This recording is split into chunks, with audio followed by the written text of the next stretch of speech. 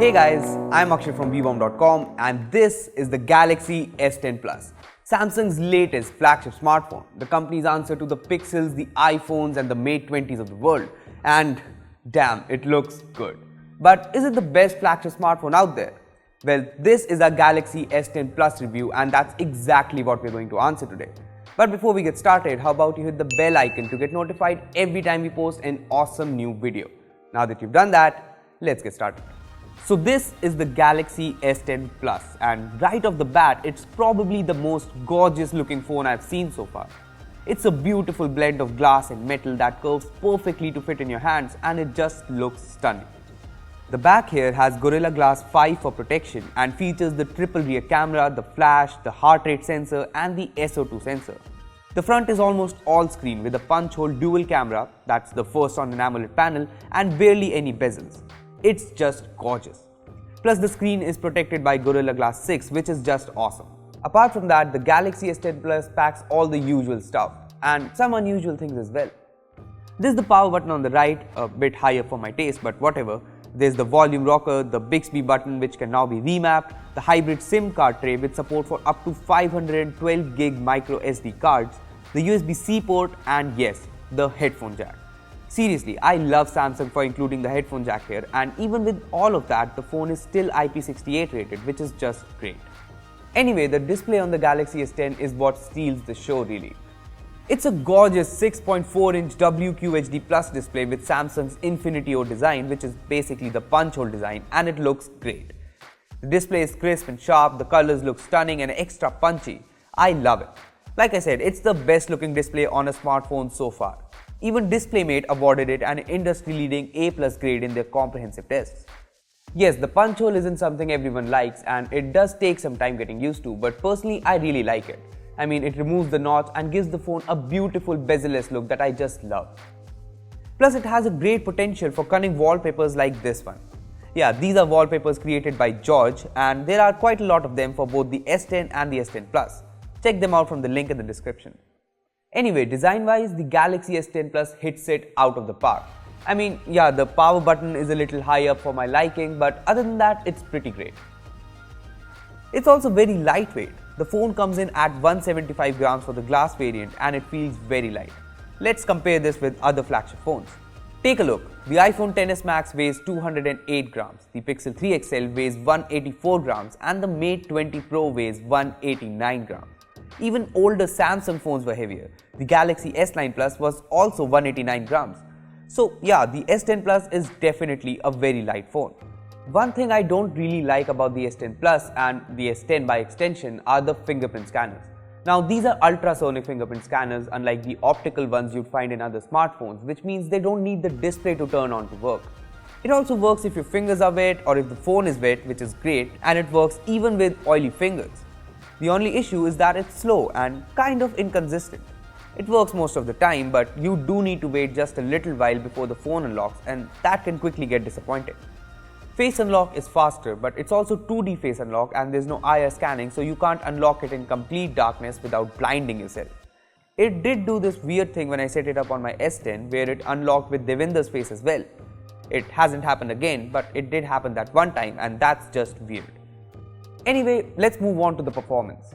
So in India, the Galaxy S10 Plus comes with the Exynos 9820 processor paired with up to 12GB of RAM and 1TB of internal storage.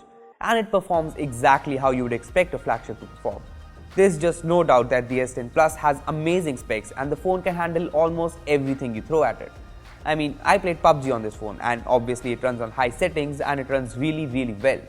There's just no problem. Even with Asphalt 9, the Galaxy S10 Plus breezes through. The game runs buttery smooth and it looks stunning.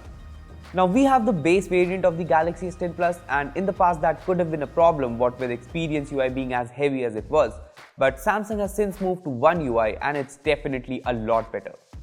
Sure, there's still bloatware here, Facebook is pre-installed and there are some apps I would never use, but those can be removed. Other than that though, One UI is great. It's feature packed and it's probably the best custom Android UI with only Oxygen OS being better. It does do this weird thing where it saves screenshots inside the DCIM folder and then they get backed up to Google Photos. Anyway, I figured out a way to solve this problem and wrote an article about it on the vbomb website, so you can go check that out. Moving to the cameras, the Galaxy S10 Plus brings Samsung's flagships to the triple camera world.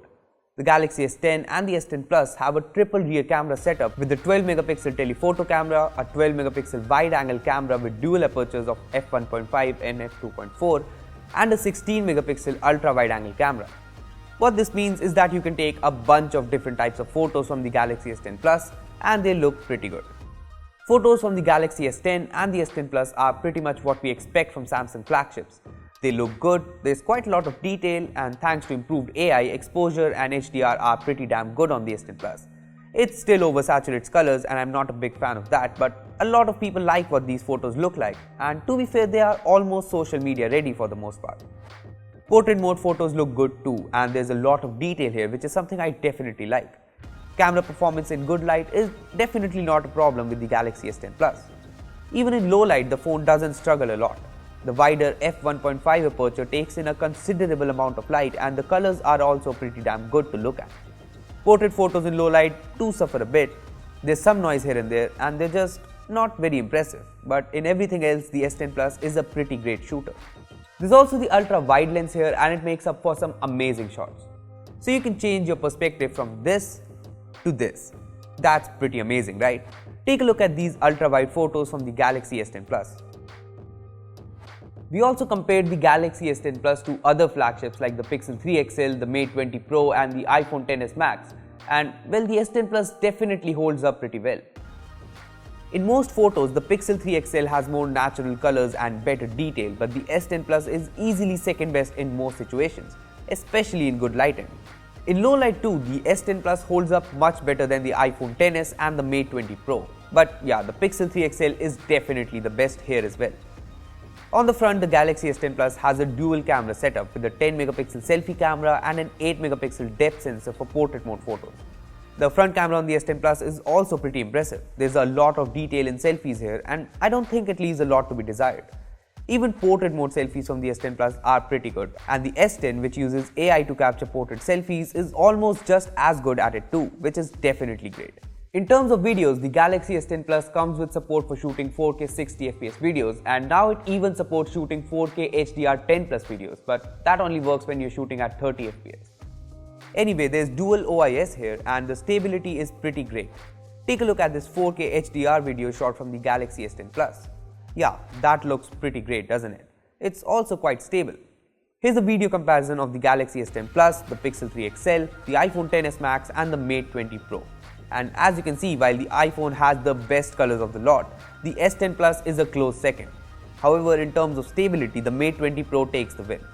Still, the S10 Plus has a good balance of colors, details and stability, and I like it.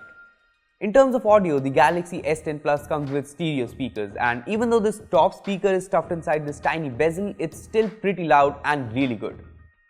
Check this out.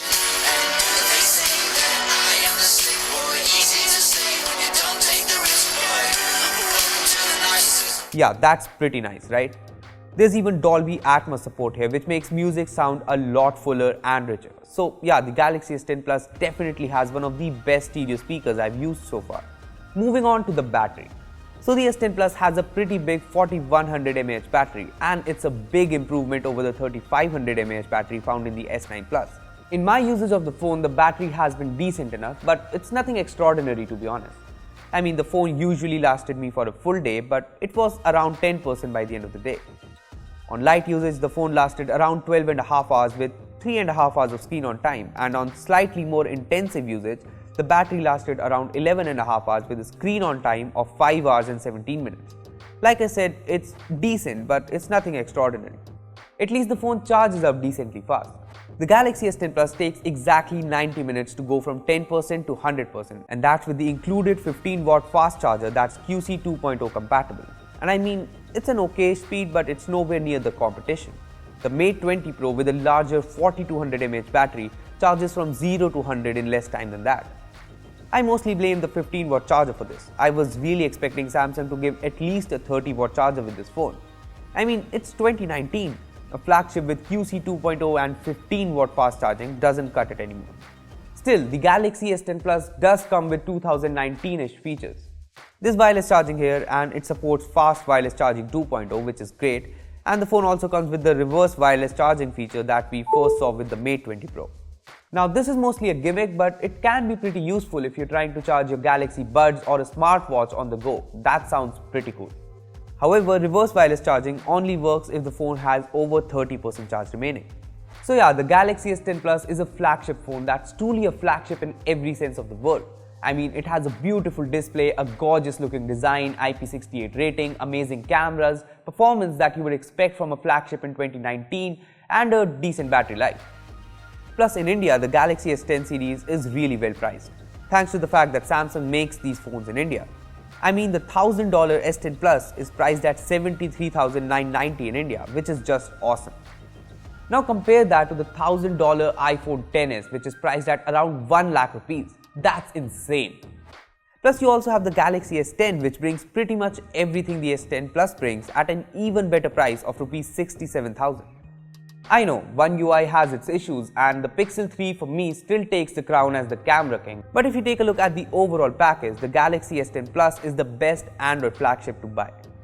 Well, that was our review of the Galaxy S10 Plus, and personally, well, you know I like it because I already bought mine, but what do you think about the S10? Let us know in the comments down below. Also, give this video a like and share it with your friends who are confused about buying the Galaxy S10. Lastly, subscribe to our channel for more amazing tech videos. That's me signing off. Thanks for watching, and I will see you in the next one.